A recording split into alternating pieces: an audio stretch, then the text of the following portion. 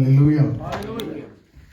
దేవుని యొక్క పరిశుద్ధ నామమునకు కూడి వచ్చిన మీ అందరికీ ప్రభువైన యేసుక్రీస్తు నామములో మరొకసారి హృదయపూర్వక వందనాలు తెలియజేస్తున్నాం. దేవుని సేవకులకు, అలాగే చక్కని సంగీతాన్ని అందించిన బిడ్డలకు, అలాగే చక్కని ప్రత్యేక పాటలు పాడి వినిపించిన బిడ్డలకు, అలాగే మరి సాక్ష్యాలు చెప్పిన బిడ్డలకు, ప్రతి ఒక్కరికి పేరు పేరు చెప్పిన మరి హృదయపూర్వక వందనాలు తెలియజేస్తూ ఉన్నాను.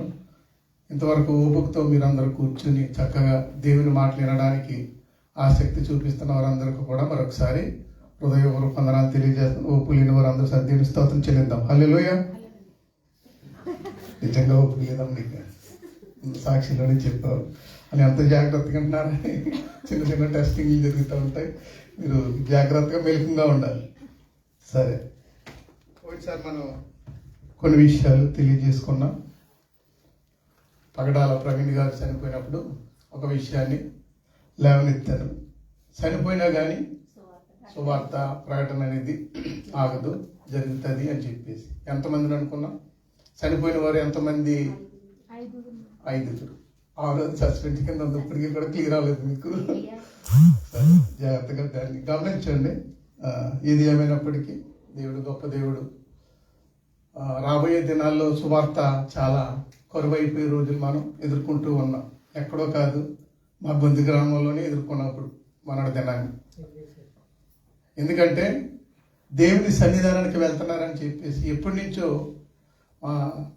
ఇంచుమించు ఒక 30 సంవత్సరాల బట్టి నుంచి వారు ఎప్పుడూ కూడా దేవుని సన్నిధి మానలేదు. వాళ్ళు అంటే వాళ్ళు వైద్యరీత్యా వాళ్ళ యొక్క వ్యాపారాలు ఇస్తే వాళ్ళు చేపలు పట్టుకుంటారు. అయినప్పటికీ దేవుని సన్నిధి అంటే ఎప్పుడు కూడా వారు మానలేదు. కానీ దేవుని మీదే ఆధారపడి వారు దేవుని ప్రతి ఆదివారం పిల్లలతోటి చక్కగా కుటుంబ సమైక్యంగా వాళ్ళు వచ్చి చక్కగా దేవుని సన్నిధిలో ఆరాధన చేస్తారు. అటువంటి వారికి మొన్నటి దినాన 1వ తారీఖున జరిగిన తీర్పు ఏంటో తెలుసా? గ్రామస్తుల్లో ఎవరైనా గనక వారితో మాట్లాడితే 5,000 ఫైన్. 5,000 ఫైన్ అంటండి. ఎంత దారుణమో చూసారా? ఎక్కడో జరుగుతున్నాయి అనుకుంటున్నాం, మన ఇంటి దగ్గరే జరుగుతుంది. గొంతులోనే, మా ఇంటి పక్కనే. ఎందుకంటే మనం ప్రార్థించి భారం మనందరి మీద ఉంది. అందుగురించి ఈరోజు ఒకవేళ ఎటువంటి సమస్యలు వచ్చినా మనం ఎలా ఎదుర్కోవాలనే దాని గురించి ఈరోజు నేను చెప్పాలని ఆశపడుతూ ఉన్నాను. చిన్న ప్రార్థన చేసుకుందాం. మహాపరిశుద్ధుడైన మా దేవా, నీకు వందనాలు, స్తోత్రాలు, స్తుతులు ప్రభా. ఈ రాత్రికాల సమయంలో ప్రభా ఎంతో ఆశతో మేము వచ్చి ఉన్నాం. ఆశ కలిగిన ప్రాణాన్ని తృప్తిపరిచి పంపించండి ప్రభా. ఏ బిడ్డ ఈ కన్నీటితో, బాధతో, దుఃఖముతో వచ్చిందో మీరు చూశారు. వాక్యం చేత బలపరిచి పంపించమని అడుగుతున్నాం. మాటలు నీవి, వాక్యం నీది. నిలవని వాడిని, ఒట్టి వాడిని, మట్టి వాడిని, ఎందుకు పనికిరాని వాడిని, ఏ యోగ్యత లేని వాడిని అయ్యా నన్ను మరుగుపరచండి. మీ మాటల ద్వారా ప్రతి బిడ్డను దర్శించండి ప్రభా. ఈ బాధతో బాధపడుతున్నారు, ఈ కన్నీటితో, దుఃఖంతో బాధపడతారు, వారిని ఓదార్చండి. సంతోషంగా తిరిగి పంపించండి. నా దేవుని సన్నిధికి వెళ్ళినప్పుడు క్రొవ్వు మెదడు దొరికినట్టుగా నాకు ఆహారం దొరికిందని వారి సంతోషంగా తిరిగి వెళ్ళడానికి కృప దయచేయండి. మరి వింటున్నప్పుడు వినగలిగే చెవులు, గ్రహించే హృదయాన్ని కూడా దయచేయమని అడుగుతున్నాం. ఈ ప్రాంగణం చుట్టూనైనా కంచి వేయండి. ఎటువంటి సాతాను బంధకాలు నాయన రాకుండా కృప చూపించి నన్ను ప్రభా మరుగుపరిచి మీరు మాట్లాడమని యేసయ్య నామం పేరట మిక్కిలి బ్రతిమాలి వేడుకొంచున్నాం తండ్రి. చాలా గడ్డు పరిస్థితుల్లో ఉన్నాం. ఎందుకంటే దేవుని సువార్త ఇంకా ఎంతకాలం జరుగుతుంది అనేది మనకు తెలియదు. ఇండియా దేశంలో చాలా మందిని చంపేస్తూ ఉన్నారు. వాక్యం ప్రకటిస్తున్న వారిని చాలా హింసకి గురి చేస్తూ ఉన్నారు.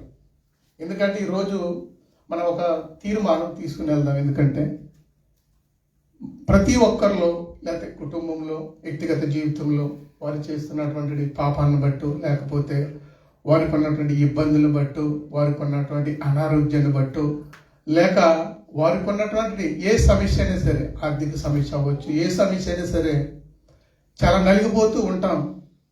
కానీ ఆరాధన వల్ల ఎన్నో గొప్ప జయాలు మనం జయిస్తున్నాం. ఎందుకంటే అది ఆ యొక్క సమస్యను ఇక్కడ పెడదాం. నీకు ఏ సమస్య ఉందో ఈరోజు మీరు ఆలోచించుకోండి. నేను చెప్తున్నప్పుడు మీరు ఆలోచించుకోండి. ఇదిగో ప్రభా, ఈ సమస్య నాతోటి ఉంది, ఎప్పటి నుంచో బాధపడుతూ ఉంది అని చెప్పేసి మనం గనక జాగ్రత్తగా ఆలోచించి దేవుని వైపు మనం మనసును త్రిప్పినట్లయితే మీరు నిజంగా సంతోషంగా ఇంటికి వెళ్తారు. సంతోషంగా వారందరూ ఒకసారి దేవుని స్తోత్రం చెల్లిందాం. హల్లెలూయా. అయితే ఒక జరిగినటువంటి సంఘటన ఏంటంటే 25 సంవత్సరాలు ఒక రాజు ఇజ్రాయేల్ దేశాన్ని ఏలాడు. అంటే ఇజ్రాయేల్ దేశాన్ని 25 సంవత్సరాలు ఏలితే ఎంత స్టోరీ రాయాలండి 25 సంవత్సరాల్లోనే? చాలా పెద్ద స్టోరీ రాయాలి. బైబిల్ కంటే ఎక్కువ బుక్ ఉండాలి. కానీ 4 అధ్యాయాలని పొందుపరిచారు. 25 సంవత్సరాల యొక్క రాజు పరిపాలనని 4 అధ్యాయాల్లో పొందుపరిచారు. అందులో ఒక వారం రోజుల్లో జరిగిన విషయాన్ని ఒక అధ్యాయం అంతా రాశారు. అర్థమైందన్నమాట. 4 అధ్యాయాలు ఏమో 25 సంవత్సరాల స్టోరీ రాశారు. ఒక అధ్యాయంలో మాత్రం ఒక వారంలో, లేకపోతే 2 రోజుల్లో, 3 రోజుల్లో, 4 రోజుల్లో జరిగిన సంఘటన అంతా రాశారు. అంటే ఆ యొక్క అధ్యాయానికి ఎంత విలువైందో ఈరోజు మనం తెలుసుకోబోతున్నాం. ఎవరికైనా ఐడియా ఉందండి?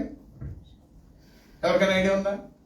ఆ అధ్యాయంలో గొప్ప విలువైన సంగతులు మనకి కనుపరిచి ఉంచాడు దేవుడు. ఎందుకంటే అది ఎవరో కాదు, యెహోషాపాతు. అంటే యెహోషాపాతు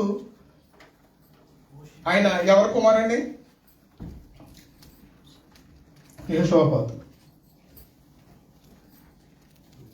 అదే నోట్లో వచ్చింది. ఎవరి కుమారుడు యెహోషాపాతు? ఆశ యొక్క కుమారుడు. ఎవరండి?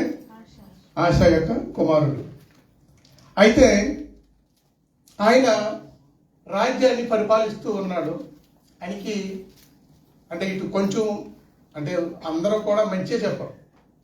ఎవరిని? ఒక సీఎం ఉన్నాడంటే అంత మంచిగా చెప్తామా? చెప్పము. కొంత నెగిటివ్ చెప్తాం, కొంత పాజిటివ్ చెప్తాం. అలాగే యెహోషాపాతు గురించి కూడా ఎక్కువగా అంత మంచి చెప్పలేదు, అంత చెడు చెప్పలేదు. ఏదేమైనప్పటికీ 25 సంవత్సరాలు ఆయన పాలించాడు. పాలించిన ఈ ఒక్క అధ్యాయం మాత్రం ఆయన చాలా విషయాలు రాయబడి ఉన్నాయి. అందులో కొన్ని విషయాలు, ఎందుకంటే అన్ని విషయాలు చెప్పాలంటే సమయం సరిపోదు కనుక అందులో కొన్ని విషయాలు మీకు అర్థమయ్యేటట్లు ఒక ఉపమాన రీతిగా నేను చెప్పాలని ఆశపడుతూ ఉన్నాను. ఆ యెహోషాపాతు మీదకి ఎంతమంది దండెత్తుకొచ్చారంటే రాజులు ఆ యొక్క దేశం మీద యుద్ధం చేయాలని చెప్పేసి 3 రాజులు వచ్చారండి. వారు ఎవరెవరు? ఏమైనా ఐడియా ఉందా? అమోనీయులు, మోయాబీలు. 3వది ఎవరని చెప్తే బైబిల్ పండితులు చెప్తున్నటువంటి మాట ఏంటంటే అది సౌదీకి సంబంధించినటువంటి వ్యక్తులని చెప్పేసి తెలుస్తుంది. అంటే సౌదీ మక్కా మసీద్ తెలుసు కదా మీకు సౌదీ గురించి, వారని చెప్పేసి అంటూ ఉన్నారు పండితులు. నేనైతే చెప్పట్లేదు. అంటే వారి దగ్గర నేను విన్నది నేను చెప్తూ ఉన్నాను అన్నమాట. ఈ 3 కూడా యెహోషాపాతు మీదకి యుద్ధానికి రెడీ అయ్యారు. ఒక వ్యక్తి మీదకి ఇంతమంది వస్తే ఏం చేస్తాడు ఆయన? ఒక వ్యక్తి మీదకి 3 రాజ్యాలు వస్తుందంటే ఆయన ఏం చేస్తాడు? కంగారైపోతాడు. ఏం చేయాలో తెలియని పరిస్థితి. అయితే రాజీ అయినా పడిపోవాలనుకుంటాడు, లేకపోతే నిలబడి పోరాడాలని అనుకుంటాడు. ప్రతి ఒక్కరి విషయంలో 2 విషయాలు జరుగుతాయి. ఏదైనా సమస్య వచ్చినప్పుడు అయితే వారికి రాజీ పడిపోదాం, లేదంటే ఒంటరిగా నిలబడి జయిద్దామని.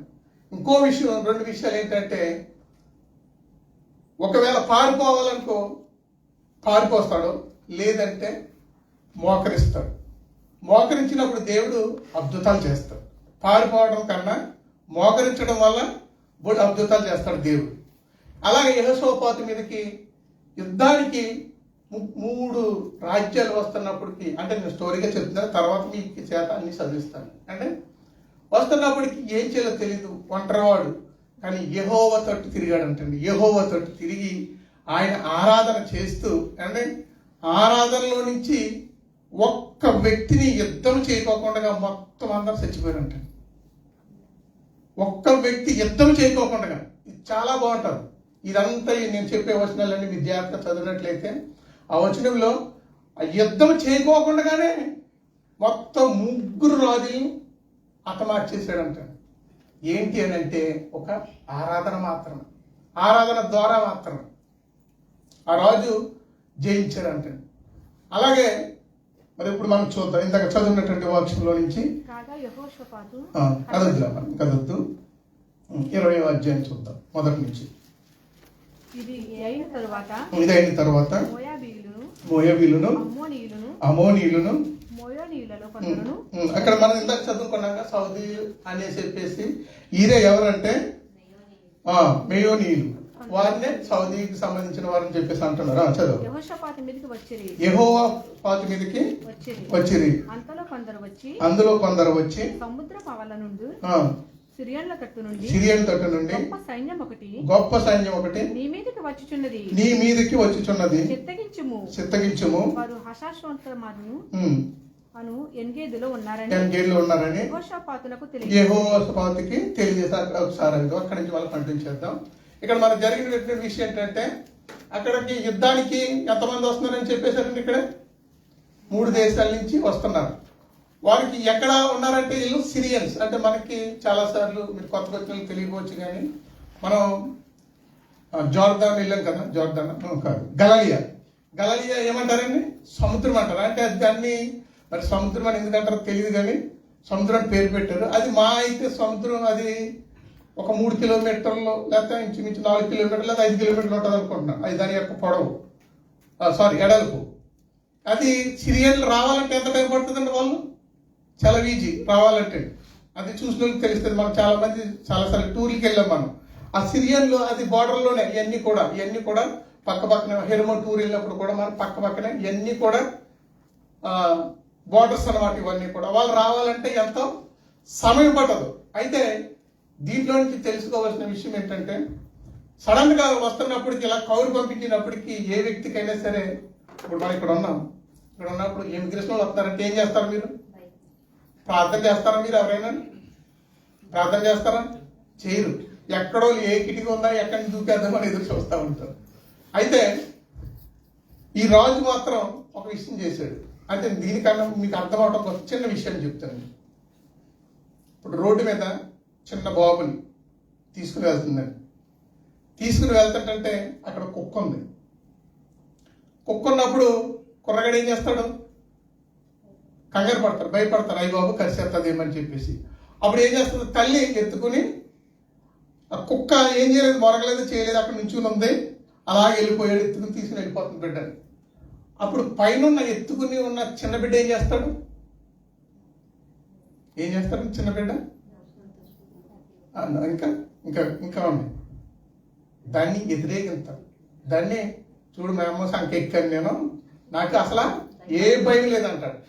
దీన్ని బట్టి మనం అర్థం చేసుకోవాల్సిన విషయం ఏంటంటే అది నడిచి వెళ్ళిపోతున్నా కానీ అది మా కుక్క మొరగలేకపోయినా కానీ ఎప్పుడైతే తన తల్లి యొక్క సంఖ్య ఎక్కాడో అప్పుడు ఆ బిడ్డకి ధైర్యం వస్తుంది. మనం కూడా చాలా సమస్యలు నలిగిపోతూ ఉంటాం. ఎవరికి చెప్పుకోలేని సమస్యలు కొన్ని ఉంటాయి, కొన్ని ఉంటాయి. చెప్పుకుంటే హేళన చేసేవారు కొంతమంది ఉంటారు. అలా భావనతో మనం ఏం చేస్తామంటే మనలో మనమే కృంగిపోతూ ఉంటాం, బాధపడుతూ ఉంటాం, మదన పడుతూ ఉంటాం. కానీ ఎవరైతే దేవుని సన్నిధికి వెళ్ళి మొర్ర పెట్టి ప్రభా నన్ను ఎత్తుకో డాడీ అని, నన్ను హత్తుకో డాడీ అని ఎవరైతే ఆయనను ఎత్తుకోమంటారో, ఎత్తుకున్నప్పుడు మీకు ఎవ్వరికి భయం ఉండదు. దేవుడు మన దగ్గర ఉంటే ఎవరికైనా భయం వేస్తుందా? ఒకవేళ చిన్నపిల్లడు కుక్క మురిగితే నడుచుకుంటూ వెళ్ళినప్పుడు ఎక్కడ కరిసేస్తుందని భయం. ఎప్పుడైతే దేవుని దగ్గరికి సన్నిధానానికి వెళ్ళి దేవుని దగ్గరికి వెళ్ళి దేవుడు నన్ను ఎత్తుకో, ఆయన నిన్ను ఎత్తుకుని తీసుకుని వెళ్తాంటే నీకే భయం ఉంటుంది? ఏ భయం ఉండదు. ఆరోగ్యంగా దేవుడి దగ్గర ఉన్నాను, చచ్చిపోయిన లాజరును బతికించాడు నా దేవుడు, అంత గొప్ప దేవుడు అని నువ్వు చెప్పడానికి దమ్ము ఉంటుంది నీ దేవుని దగ్గర ఉంటే. అది నువ్వు దేవుని దగ్గర ఉన్నప్పుడే ఆ ధైర్యం నీకు వస్తుంది. అంతేగాని ఒంటరిగా నువ్వు ఉన్నప్పుడు నీకు ఆ ధైర్యం అనేది రాదు. ఇక్కడ మనం చూస్తున్నాం కదా, ఎక్కడికి యెహోషాపాతుకి సడన్ గా చెప్పారు. అండ్ అక్కడ కింద వచ్చిన 4వ వచనంలో చూస్తే యెహోషాపాతు ఏమయ్యాడంటే సడన్ గా చెప్పినప్పుడు ఎవరికైనా భయమే. కానీ భయపడిన తర్వాత ఆయన ఎవరి దగ్గరికి వెళ్ళారంటే విచారించడానికి. ఎస్, మనము కూడా అదే చేయాలి. ఈ రోజు నీకు ఏ సమస్య నిన్ను బాధ పెడుతుందో, ఏది అయితే నిన్ను ఇబ్బంది పెడుతుందో, నువ్వు ఎవరి దగ్గరికి రావాలంటే దేవుడి దగ్గరికి, యెహోవా దగ్గరికి వచ్చి నువ్వు మందిరానికి వచ్చావు కదా ఈరోజు. ఈ మందిరానికి వచ్చిన తర్వాత నువ్వు అడగవలసిన విషయాలు ఇక్కడ పొందుపరుస్తున్నాయి. చదవము. యెహోవా యొద్ద విచారించుటకు మనసు నిలుపుకొని. ఎలా నిలుపుకోవాలి? మనసు నిలుపుకోవాలి. ఫస్ట్ ఆఫ్ ఆల్ నువ్వు కంగారు పడిపోకూడదు. ఇప్పుడు శత్రువులు యెహోషాపాతుకి వస్తున్నారని చెప్పిన వెంటనే కంగారు పట్టింది. ఇప్పుడు మనకు కూడా ఇమిగ్రేషన్ వస్తున్నారంటే అసలు ఎవ్వరి కాలకి వణుకు పుట్టుతుంది. నాకు కూడా అటువంటి సంఘటన జరిగింది. ఎందుకంటే ఇమిగ్రేషన్ ఇంట్లోకి వెళ్ళి నేను తప్పించుకుని వచ్చాను. ఇమిగ్రేషన్ ఇంట్లోకి వెళ్ళి తప్పించుకుని వచ్చాను. నాకు కూడా ఆ రోజుని చేతులు ఆడలేదు, వణికిపోయాను నేను. అంటే మనకు చెప్పడానికి ఈజీగా ఉంటుంది తప్ప అది అనుభవించిన వాళ్ళకి తెలుస్తుంది. యెహోషాపాతు మీద కూడా ఆ సైన్యం వస్తున్నప్పటికి ఏమైపోయాడు అంటే భయపడ్డాడు ఫస్ట్.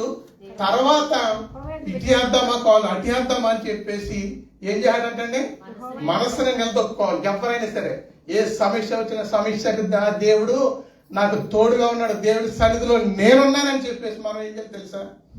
దేవుని వైపు చూస్తూ నన్ను ఎత్తుకోవాలని చెప్పేసి అడగాలి. ఇక్కడ చదవాలి. అక్కడ నిలకడగా అయిన తర్వాత ఆయన ఒక నిర్ణయం తీసుకున్నాడు. యెహోషాపాతు ఏంటంటే ఉపవాస దినాన్ని ఆచరించడం కోసం. ఇప్పుడు రాజుకే కష్టం వచ్చింది. సిగ్గు లేకోకుండా రాజ్యంలోకి వెళ్ళి మాట్లాడుతున్నాడు. ఏంటో తెలుసా? మన దేశాన్ని స్వతంత్రించడానికి వస్తున్నారు, మనం ఏం చేయాలో తెలుసా? ఉపవాసం ఉందాం అని చెప్పేసి ఎస్తేరు కూడా అదే కదా. రాజు దగ్గరికి వెళ్ళాలంటే ఉపవాసం ఉండి వెళ్ళింది ఎస్తేరు కూడా. ఉపవాసంతో మనం ఏదైనా కార్యం చేస్తే జరగని విషయాలంటూ ఏమీ ఉండదు. చదువు తర్వాత. యోదావారు యెహోవా వల్ల సహాయమును వేడుకుంటే యూదావారు ఎవరిని కోరుకున్నారంటే సహాయం ఉపవాసం ఉండి యెహోవాను కోరుకున్నారండి. ఇంకా యెహోవా యొద్ద విచారించుటకు యోదా పట్టణములన్నిటి నుండి జనులు వచ్చిరి. ఎక్కడి నుంచి వచ్చారంటే మొత్తం ఆ పట్టణం వారందరూ వచ్చి ఏం చేయారంటే ఉపవాసం చేస్తారు. తర్వాత యెహోషాపాతు యెహోవా మందిరములో క్రొత్త సాల ఎదుట సమాజంతో కూడిన యోదా యెరూషలేముల జనముల మధ్య నిలవబడి, మా పితరుల దేవా యెహోవా, నీవు ఆకాశమందు దేవుడివై ఉన్నావు. ఇక్కడ యెహోషాపాతు పలుకుతున్నటువంటి మాటలు ఏంటంటే ఎక్కడ ఉన్నాడంటే ఆయన ఆకాశమందు. దానికన్నా ముందు యెరూషలేముల జనముల మధ్య యెరూషలేములో ఆయన ఒక మాట అంటాడు. ఏంటంటే మా పితరుల దేవా యెహోవా, మా పితరుల దేవ యెహోవా, నీవు ఆకాశమందు దేవుడివై ఉన్నావు. నీవు ఆకాశమందు దేవుడై ఉన్నావు. అన్యజనుల రాజ్యములను ఏలువాడవు నీవే. ఇక్కడ ఒకసారి అంటాం. ఎందుకంటే ఇక్కడ యెహోషాపాతు జెరూసలేములోకి వెళ్ళి మా ముత్తాతలు కట్టించిన మందిరం ఉందే, ఆ మందిరంలోకి ఎవరైతే నా జనులు వచ్చి ప్రార్థన చేసి అడుగుతారో వారి పాపాలని క్షమించి వారికి తోడుగా ఉంటారని సెలవిచ్చావే నువ్వు, ఆ దేవుడిని నేను అడుగుతున్నాను. మా తాతల యొక్క చేసినటువంటి ప్రార్థన, మా పితరులు అంటే ఐగుప్తు నుంచి ఎక్కడో బానిసత్వంగా ఉంటున్న వారిని నువ్వు తీసుకొచ్చేసి నీ వాగ్దాన దేశం ఇస్తానన్నావు కదా. ఇదిగో వాగ్దాన దేశంలో మేము ఉన్నాం, ఇప్పుడు ఎవడో వచ్చేసి మమ్మల్ని చంపేస్తానన్నాడు. ఇప్పుడు మా పరిస్థితి ఏంటని దేవుణ్ణి అడుగుతూ ఉన్నాడని యెహోషాపాతు. మా పితరులకు చదవమ్మా. మా పితరుల దేవ యెహోవా, నువ్వు ఆకాశమందు ఉన్నావు. అన్యజనుల రాజ్యం నుంచి మమ్మల్ని తీసుకొచ్చావు. బాహుబలము గలవాడు. నువ్వు ఎవరంటున్నా ఆయన? మన దేవుడు బాహుబలం గలవాడంట. పరాక్రమం గలవాడు. నిన్ను ఎదిరించుటకు బలము చాలదు. ఎవరికి బలం సరిపోతుంది? దేవుని ఎదిరించడానికి ఎవరికి సరిపోదు. నీ జనులైన ఇశ్రాయేలీయుల ఎదుట నీ దేశపు కాపురస్తులను తోలివేసి నీ స్నేహితుడైన అబ్రహాం యొక్క సంతతికి దీన్ని శాశ్వతంగా ఇచ్చిన మా దేవుడు. నువ్వు పాలు తేలు దేశంలో మమ్మల్ని ప్రవేశింపజేస్తానన్నావు. నీ శత్రువులు మేము ఏదైనా చేస్తానంటే వాటి సంగతి నేను చూసుకుంటానన్నావు. ఈ రోజున వాళ్ళే మాకు చాలా ఇబ్బందిగా ఉంది అని చెప్పేసి యెహోషాపాతు అడుగుతూ ఉన్నాడు ఈ ప్రార్థనలో. వారు అందులో నివాసము చేసి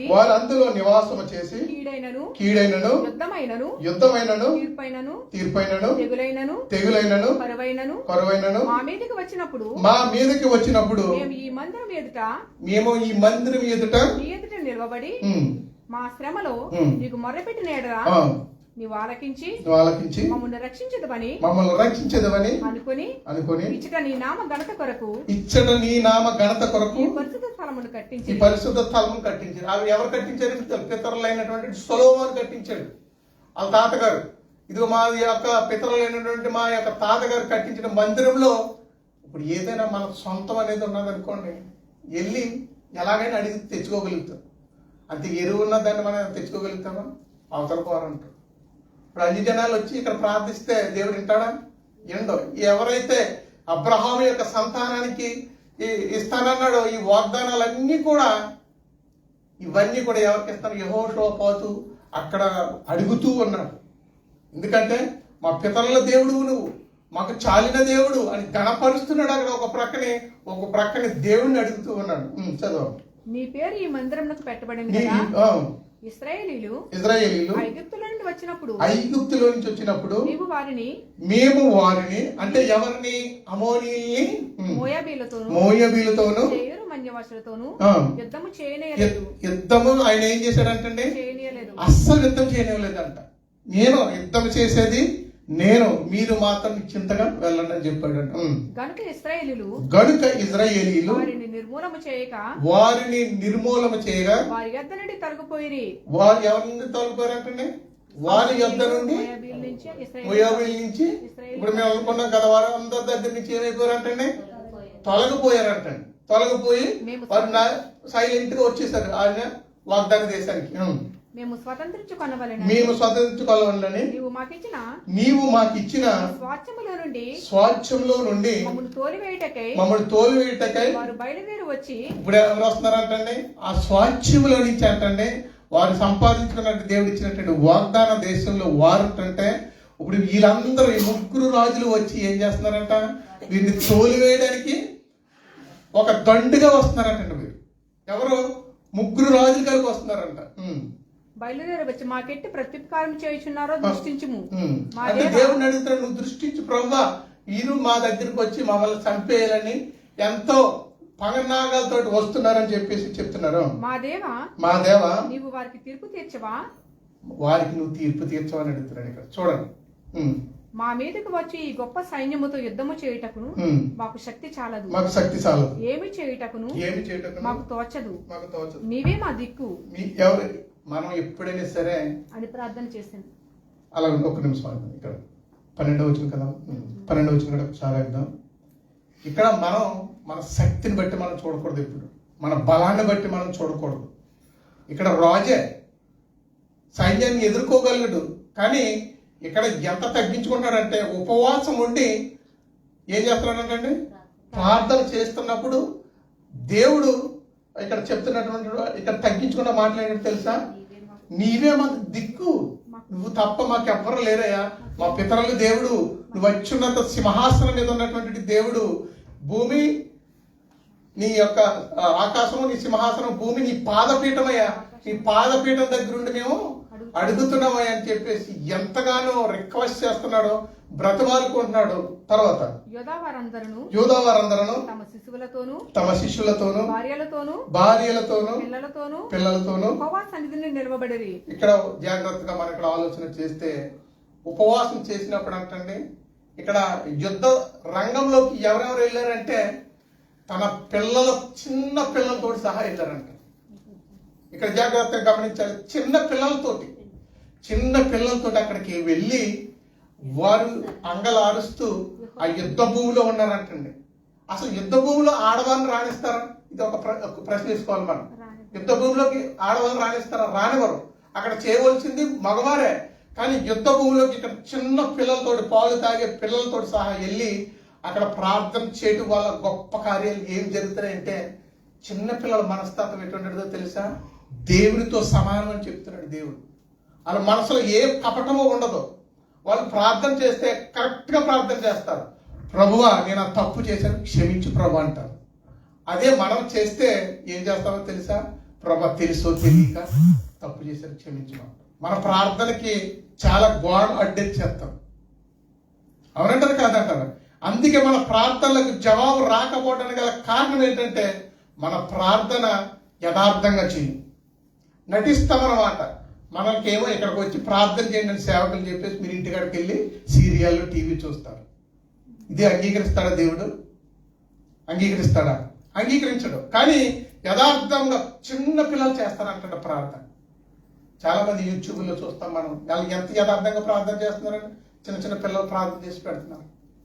ఈరోజు ఇదే ఇక్కడ జరుగుతున్నటువంటి విషయం ఏంటంటే చిన్న పిల్లలు చదవకండి. అప్పుడు మత్తన్యాకు పుట్టిన ఉమ్, యహీయేలు కుమారుడైన ఉమ్, బెనయాకు జననమైన ఉమ్, జకరియా కుమారుడును ఉమ్, ఆసాపు సంతతివాడును ఉమ్, లేవీయుడునగు ఉమ్, యహజయేలు సమాజములో ఉండెను. యెహోవా ఆత్మ అతని మీదకి రాగా అతడు ఇలాగు ప్రకటించెను, ఉమ్, యోధావార్లారా, యెరూషలేము కాపురస్తులారా, ఉమ్. యెహోషాపాతు రాజా, ఉమ్. మీరందరూ ఆలకించుడి. ఎవరు అక్కడ ఉన్న వారందరికీ అక్కడ ఆ యొక్క చిన్న బిడ్డతో మాట్లాడుతున్నాడు దేవుడు. చూడండి ఎలా ప్రవశిస్తున్నాడు అని. అక్కడ ప్రవశిస్తూ చెప్తున్నటువంటి మాట్లాడి అంటే మనం ఒక్కసారి ఇప్పుడు ప్రార్థన చేసినట్టు కొన్నిసార్లు జవాబు వస్తాయి, కొన్నిసార్లు జవాబు రావు. ఆ జవాబు ఎప్పుడు వస్తుంది అంటే 8 తరాల్లో ఉన్నటువంటి బిడ్డ అంటే ఈ బిడ్డ. ఇక్కడ తర్వాత మనం చూసుకున్నట్లయితే పరిశుద్ధ గ్రంథంలో ఈ బిడ్డ అంటే ఇప్పుడు ప్రవశిస్తున్న బిడ్డ ఎన్ని తరాలు వెనకాలంటండి? 8 తరాల వెనకాలంటండి. 8 తరాల వెనక నుంచి ఉన్నటువంటి బిడ్డ దేవుడి సన్నిధిలోకి వచ్చి ఇక్కడ ప్రవశిస్తూ మాట్లాడుతూ ఇశ్రాయేలు ప్రజల వారికి, యూదా వారికి చెప్తున్నటువంటి మాటలు ఇక్కడ యెహోవా సెలవిచ్చినదేమనగా, యెహోవా సెలవిచ్చినదేమనగా గొప్ప సైన్యమునకు మీరు భయపడుకుడి, జడియకుడి. యుద్ధము మీరు కాదు. యుద్ధము ఎవరు కాదంటే మీరు కాదు, దేవుడే జరిగించును. రేపు వారి మీదకి పోవుడి. రేపు మీరు వారి మీదకి పోండి అని చెప్పేసి ఒక యుద్ధ స్థలంలోకి వీళ్ళందరినీ పంపిస్తున్నాడు దేవుడు. ఒక వాక్ ఇచ్చి ఒక బిడ్డతో మాట్లాడి యుద్ధ స్థలంలోకి మీరందరూ కూడా వెళ్ళండి. ఎందుకు వెళ్ళాలంటే అక్కడ జరిగిన సంఘటన అంతా కూడా లైవ్ లో చూడాలి మీరు. అదే మీరు ఇంటికాడ ఉన్నాడంటే ఇలా జరిగిందంట అమ్మ, ఇలా జరిగిందంట అక్క, ఇలా జరిగిందంట అని చెప్పేసి ఫోన్ చూస్తారు, పైకి ఎట్టేస్తారు, ఇలా అంతే సింపుల్ గా. అదే మీరు అక్కడికి వెళ్ళి మీరు చూసి ఆ దేవుడు చేసిన అద్భుతాలు చేసి అక్కడ ఆశ్చర్యకార్యాలు చేసినప్పుడు మీ హృదయమో ఏమవుతుందో తెలుసా? మండుతుంది. నా దేవుడు ఇంత శక్తిమంతుడా, ఇంత బలవంతుడా అని మీ హృదయాలు మండాలి అంటే గనక ఆ యుద్ధ స్థానంలోకి మీరు వెళ్ళి రేపు పొద్దుట అక్కడ నుంచోండి. మీరు ఏం చేయొద్దు దయచేసి, మీరు అక్కడ మాత్రమే నుంచోండి. అక్కడ కార్యాలు చేసేది నేను అంటున్నాడు దేవుడు. చూడండి ఎంత స్పష్టంగా అక్కడ మాట్లాడుతున్నాడు, ఎంత యథార్థంగా మాట్లాడుతున్నాడు.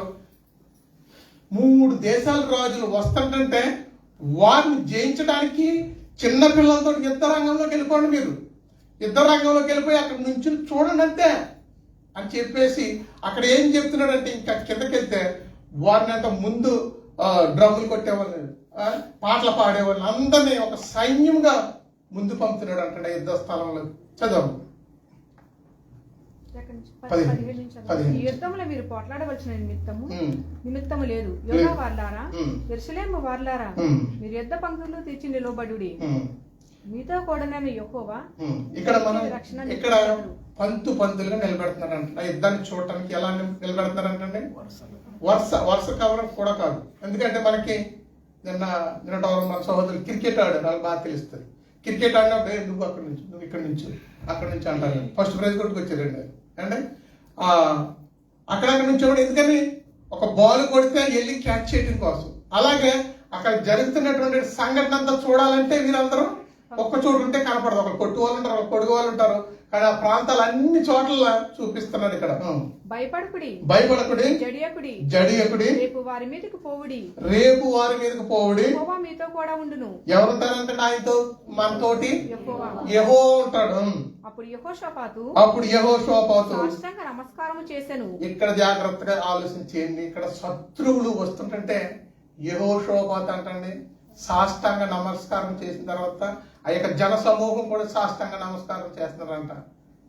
ఇది ఎంతవరకు కరెక్ట్ అంటారు? ఒక శత్రువు ఒక కుస్తీ బోర్డులోకి వెళ్ళినప్పుడు ఒక కుస్తీ బోర్డు దగ్గరికి వెళ్ళి సాష్టాంగ పడితే ఆడు ఊరుకుంటాడండి, పెడేళ్ళు తంతాడు, తన్నేసి వాడిని ఖతం చేసేస్తాడు.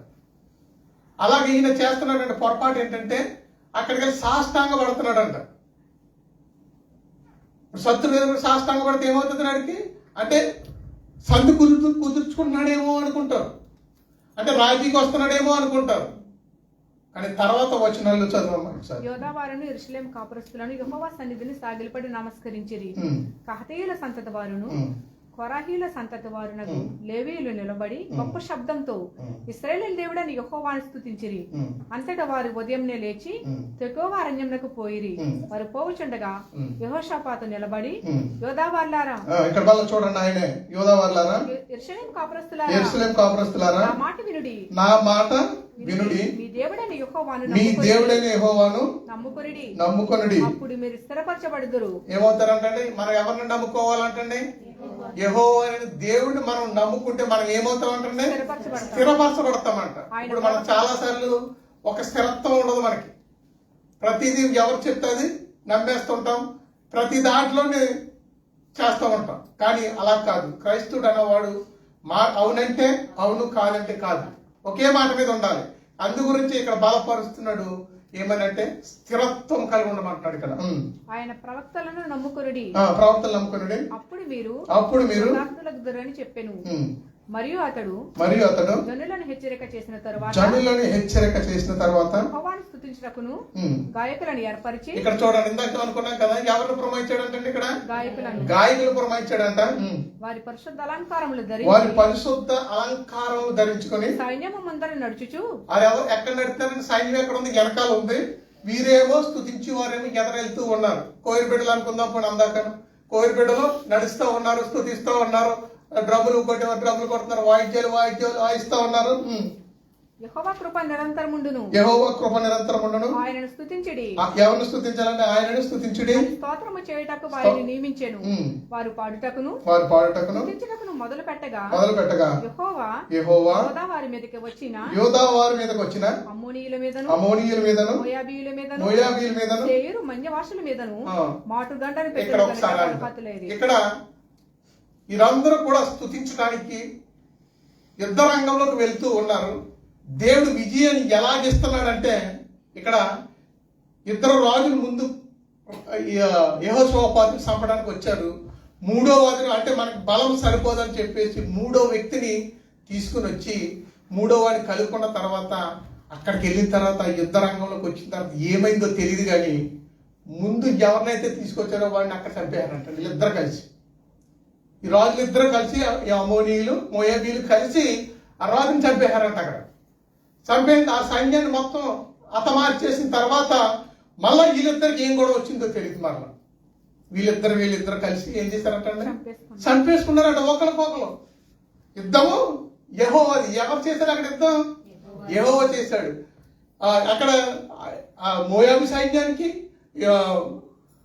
ఆ సైన్యానికి ఇద్దరికి కూడా దెబ్బలాడు వచ్చి ఏమైపోయారంటే హతమార్చి చేశారంట. చదవండి అక్కడి నుంచి. యోధావారు కాపురుల దుర్గము దగ్గరకు వచ్చి సైన్యము తట్టు చూడగా వారు శవములే నిలబడి ఏమైపోయారంటే వారందరూ మొత్తం అందరూ కూడా ఏమైపోయారంటే చనిపోయారు. ఈ రోజున నువ్వు ఏదో అనుకుంటున్నావేమో, నా దేవుడు చేతకానాడు అనుకుంటున్నావేమో. నీ సమస్య ఎంత పెద్ద సమస్య అయినా సరే ఒక చిన్న రాడు గొలియాతును కొట్టినట్టు కొడతాడు. ఎందుకంటే ఇజ్రాయేల్ ప్రజలందరూ కూడా ఏమైపోయారండి? ఆ గొలియాతుని చూసి కంగారైపోయారు, భయపడిపోయారు. నువ్వు పెద్ద బండగా, పెద్ద కొండగా నీకు కనపడుతుంది నీ సమస్య నీకు ఎదర, కానీ ప్రక్కనే ఉంది నీకు అసలైనటువంటి జవాబు. ఏంటో తెలుసా? స్తుతి వల్ల ఎన్ని స్థితులు మారిపోతున్నాయి తెలుసా అండి? స్తుతి వల్ల పరిస్థితులు మారిపోతున్నాయి. స్తుతుల వల్ల ఎరుకో గోడలు కూలిపోయినాయి. స్తుతి వల్ల రాజ్యాల్ని కూల్చేశాడు మన దేవుడు. స్తుతిలో అంత శక్తి ఉంది, స్తుతిలో అంత బలం ఉంది. మనం స్తుతించడం వల్ల దేవుడిని గొప్ప కార్యాలు మనమే చూడగలుగుతాం. ఒకవేళ నీకు జ్వరం వచ్చిందని నెచ్చబడిపోయి ఇంట్లో ఉంటే కాదు, నువ్వు స్తుతించు, ప్రార్థన చేయి. ప్రార్థన చేయడం మన వంతు, కార్యాలు చేయడం ఆయన వంతు. కానీ దాంతోపాటు మొట్టమొదటి నువ్వు చేయవలసింది ఏంటో తెలుసా? స్తుతి. అందుకే వాక్సానికి నిలబడే ముందు స్తుతి ఆరాధన చేస్తాం. ఈరోజు చక్కగా ప్రసాద్ చేశాడు, చక్కని ఆరాధన. ఎందుకంటే స్తుతించడం వల్ల అనేకమైనటువంటి విషయాలు మనకి దేవుడు కూడా బయలుపరుస్తాడు. అదే సమయంలో బలహీనతలు కూడా మన గతిని మార్చేస్తారంట. స్తుతించడం వల్ల మన గతి కూడా మారిపోతారంట. కానీ అది మనం తెలుసుకోలేక కొన్నిసార్లు ఏం చేస్తామంటే స్తుతించలేము. అక్కడికి వచ్చినప్పటికే సాతానుడు ఏం చేస్తాడంటే అక్కడే నీకు కాళ్ళు లాగటమను, లేకపోతే తలపోటు రావటమను, నీ ఆలోచన అంతా పిల్లలు ఏం చేస్తున్నారు ఇంటికాడని చెప్పేసి చేసేస్తాడు. ఈ రోజు కనుక నువ్వు నేను స్తుతించటం అనేది నేర్చుకుంటే యుద్ధం వచ్చి మన దేవుడు మన కళ్ళెదురు చేస్తాడు. హల్లెలూయా. మన కళ్ళెదురుని యుద్ధం చేస్తాడు, జయాన్ని ఇస్తాడు. ఆ జయాన్ని ఇచ్చిన తర్వాత అంటే వారందరూ చనిపోయిన తర్వాత అంట వారి దగ్గర ఉన్న సామాగ్రి అంత తెచ్చుకోవటానికి 3 రోజులు పట్టిందంటండి. ఆ బంగారం, ఆ డబ్బు, ఆ ధనాన్ని 3 రోజులు పట్టిందంటే చచ్చిపోయిన శవాల దగ్గరికి వెళ్ళి. అదే మనం అయితే వెళ్తామో చచ్చిపోయిన శవాల దగ్గరికి ఎందుకు వచ్చింది లేరా బాబు అనుకుంటాం. కానీ 3 రోజులు ఎంతో సొమ్ము తెచ్చుకొని ఉన్నారంట. ఈరోజు నేను చెప్పబోయేది ఏంటంటే ముగిస్తున్నాను, ఎందుకంటే ఇంకా బోల్డ్ ఉంది కానీ ఇదంతా చదివితే చాలా టైం పడుతుంది. ఎందుకంటే ఈరోజు నీ సమస్య ఎంత పెద్దదైనా సరే నువ్వు చిన్నదానిలో చూడు. సమస్యకు నీ యొక్క పరిష్కారానికి జవాబు పక్కనే ఉంది. ప్రక్కనెందుకు, ఎక్కడెక్కడో లేకపోదు. రాజులను నమ్ముట కంటే యెహోవాను ఆశ్రయించడం మేలంటుంది వాక్యం. ఇజ్రాయేలీ ప్రజలు కూడా ఆ యొక్క గొలియాతుని చూసి పెద్ద సమస్యగా చూశారు. ఆ రాజ్యం అంతా కూడా కంగారైపోయారు, యుద్ధ వీరులు కంగారైపోయారు. ఒక వ్యక్తి మామూలుగా సాధారణంగా చెడ్డి చేసుకున్న వ్యక్తి వచ్చేసి ఈడెవడని చెప్పేసి, సున్నత లేని వాడు ఈడెవడని చెప్పేసి ఎదిరిస్తున్నాడు. అంత ధైర్యం ఎక్కడి నుంచి వచ్చింది? దేవుడు ఆయనతో ఉన్నాడు గనక. దేవుడు ఇందాక మనం అనుకున్నాం కదా, రోడ్డు మీద నడిచి వెళ్తున్నప్పుడు కుక్క చూసి మనం ఎప్పుడైతే తల్లి సంకెక్కినప్పుడు ఆ కుర్రగాడి ఏ విధంగా అయితే ధైర్యంగా మాట్లాడగలుగుతాడు, ఆ కుక్కను ఎదిరిస్తున్నాడో మనము కూడా దేవుని దగ్గర మనం ఉండి, దేవుని సన్నిధిలో ఉండి, దేవునికి అనుకూలంగా మనం బ్రతికి మనం ఉన్నప్పుడు, ఆయన తోటి మనం ఉన్నప్పుడు ఆయన ఏం చేస్తాడో తెలుసా? నీకే అపాయము రానివ్వడు, ఏ విషయంలో నీ తొట్టిల్లనివ్వడు, ఏ విషయంలో నిన్ను బాధపడనివ్వడు. ఒకవేళ సమస్య వచ్చిందా, ఆ సమస్య నీ మంచికే, నీ మంచి కొరకే వస్తుంది. ఆ సమస్యల నుంచి నీకు పాఠాలు నేర్పగలిగే దేవుడు. అంత గొప్ప శక్తివంతుడు దేవుడు, మన దేవుడు. స్తుతిద్దాం, ఆయన ఆరాధిద్దాం. ఆయన ఆరాధించేవారు ఆత్మతోను సత్యముతోనే ఆరాధించాలి. కానీ ఆ ఆత్మతో మనం ఆరాధిస్తున్నామా? మన అధ్యక్షత చేస్తూ సహోదరుడు ప్రశ్న, పరిశుద్ధాత్మను పొందుకోవటానికి ఎన్ని రోజులు పట్టిందంటే? 10 రోజులు పట్టిందంట వారికి. అంటే ఒకే మాట మీద రావడానికి ఎంత టైం పడుతుందంటండి? ఆరాధన చేస్తున్నప్పుడు, స్తుతిస్తున్నప్పుడు అంటండి ఒక అగ్ని జ్వాలల వలె వచ్చి వారిని తాకిందంటండి. తాకినప్పుడు వారి భాష మారిపోయింది, వారి మాట తీరు మారిపోయింది. అక్కడ అనేక మంది చూస్తుండగా అనేక అద్భుతాలు చేశారంట. ఆ ఒక్క క్షణంలోనే 3000 మంది మార్పు వచ్చిందంట. అంటే ఏక స్వభావంతో ఆరాధన చేసినప్పుడు మనకి గొప్ప గొప్ప కార్యాలు జరుగుతాయి. గొప్ప గొప్ప కార్యాలు దేవుడు స్వస్థతలు చేస్తాడు. పొందిన వెంటనే పేదలు వెళ్ళి ఆ యొక్క శృంగారం అనే దేవాలయం దగ్గర ఎన్నో సంవత్సరాల బట్టి నుంచి ఎవడన్నాడంటే కుంటివాడు ఉంటే, నేను నా దగ్గర ఎండు బంగారాలు లేవు కానీ లేచి నడు యేసుక్రీస్తు నామములో అని చెప్పేసి ప్రవశిస్తున్నాడు. ప్రియులారా, ఎందుకని ఆ శక్తిని ఎక్కడ పొందుకున్నారు? ఇదివరకు యేసు ప్రభుతో తిరిగినటువంటి శిష్యులే, యేసు ప్రభుని ఎరిగినటువంటి వారే. యేసు ప్రభుని ఎప్పుడైతే సిలువ వేశారో ఆయన మళ్ళీ ఎక్కడికి వెళ్ళిపోయారంటే వీరందరూ మామూలు లోకంలోకి వెళ్ళిపోయారు. మరలా ఆయన తీసుకొచ్చాడు. ఒకవేళ నువ్వు ఈ రోజు ఈ వాక్స్ పెట్టిన నువ్వు కానీ ఎవరమైనా, నేనైనా కానీ ఏ విషయంలోనైనా దేవునికి వ్యతిరేకంగా దూరంగా మనం జీవిస్తున్నామేమో, ఒకవేళ ఈ రోజు మనం తెలుసుకోవాల్సిన విషయం ఏంటంటే ఆయనకు దగ్గరగా మనం జీవిద్దాం. ఎందుకంటే నిన్ను ఆదరించే దేవుడు, నిన్ను బ్రతికించే దేవుడు. ఆయన మాటలో శక్తి ఉంది. ఆయన మాట సెలవిస్తే అద్భుతాలు జరుగుతాయి. చనిపోయిన వారి సహితము లేవనెత్తగలిగే దేవుడు నా దేవుడు. హల్లెలూయా. మరి రాత్రికాల సమయంలో నువ్వు ఎంత పెద్ద సమస్య అయినా సరే ఒక స్తుతి ఆరాధన వల్ల ఏమవుతుందంటే పటాపంచలైపోతుందంట. యెహోషువపాతు ఏం చేశాడంటండి, వారందరినీ కూడా యుద్ధ రంగంలోకి నడిపించి, చిన్న పిల్లలతో సహా నడిపించి స్తుతించడం మొదలు పెట్టిన తర్వాత వారికి కలహాలు వచ్చి చంపేసుకున్నారంట. ప్రియుల, నీ శత్రువుని ఎలా చేస్తాడంటే దేవుడు కనుమరుగు లేకుండా చేసేస్తాడు. నువ్వేం చేయాలో తెలుసా? ప్రార్థన చేయాలి, స్తుతించటం నేర్చుకోవాలి. ఫస్ట్ నువ్వు స్తుతించడం వల్ల గొప్ప కార్యాలు జరుగుతుంది. ఈరోజు ఈ రాత్రికాల సమయంలో మీ సమస్య ఎంత పెద్దదైనా సరే ఈ రాత్రికాల సమయంలో ఆయన స్తుతించు, ఆయన ఆరాధించు. మరి ఈ మాటలు వినికిట్లో, దేవుని వినికిట్లో మీ అందరికీ బలపరిచే నేను నమ్ముతూ ఈ మాటలు నేను మురుగుస్తున్నాను. దేవుడు మీకు తోడైండును గాక. ఆమె కొద్ది మాటలు దేవుడు దీవించును గాక. అందరూ కూడా